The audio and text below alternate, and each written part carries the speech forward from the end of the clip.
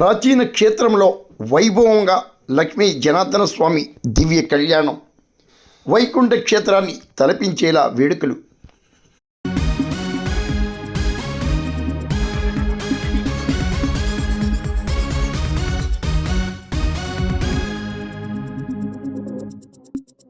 కాకినాడ జిల్లా మండల కేంద్రమైన పెదపూడిలోని ప్రాచీన జనార్దన స్వామి ఆలయంలో శుక్రవారం రాత్రి ఏకాదశి సందర్భంగా శ్రీ లక్ష్మీ జనార్దన స్వామి దివ్య కళ్యాణ వేడుకలు వైకుంఠాన్ని తలపించేలా అంగరంగ వైభవంగా జరిగాయి.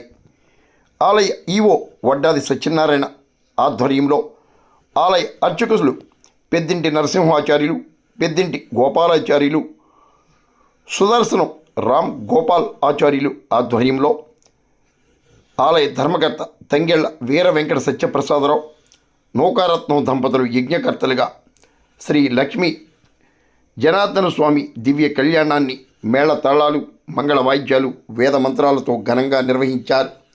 కూటమి కన్వీనర్ పుట్ట గంగాధర చౌదరి, యూత్ నేత ఆరుమూలి అమ్మన్న చౌదరి, కూటమి నేతలు ఎలిదిండి సుబ్రహ్మణ్యం, మాజీ సర్పంచ్ పచ్చారు బుల్లియా, అప్పసాని పోలరాజు, సప్లై కంపెనీ రామారావు తదితరులు వేలాది మంది భక్తులు స్వామివారి కళ్యాణ వేడుకల్లో పాల్గొన్నారు.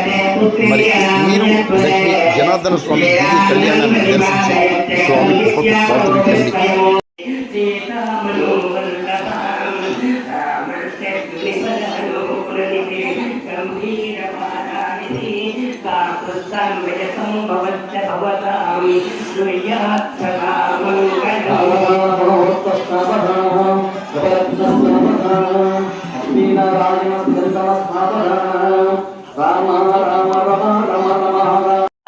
ఈ కళ్యాణాలు ఎందుకండి? ప్రతి సంవత్సరం కూడా కళ్యాణమేనా మనం జరుపుకుంటున్నామా? మనకి ఎక్కడో జన్మకో శివరాత్రిలో ఒకసారి కళ్యాణం జరుగుతుంది. మరి స్వామివారికి నిరంతరం కళ్యాణాలు ఎందుకు చేస్తున్నాము అంటే దీనికి చాలా నమ్మకమైనటువంటి రాజ్యం ఉన్నది.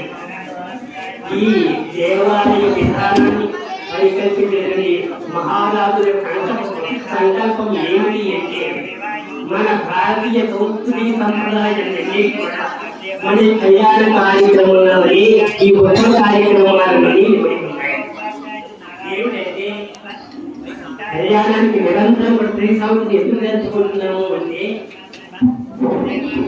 ప్రతి బాలకి చింతకి నుంచి కూడా ఋతు సంగమన, కుంచమన, ధీమంత, విష్ణువని, వ్యాకరణ, అన్నప్రాసన ఇలాంటి సంస్కారాలు 18 సంస్కారాలు ఏంటంటే ఈ ఉత్తర పురాతన చాలా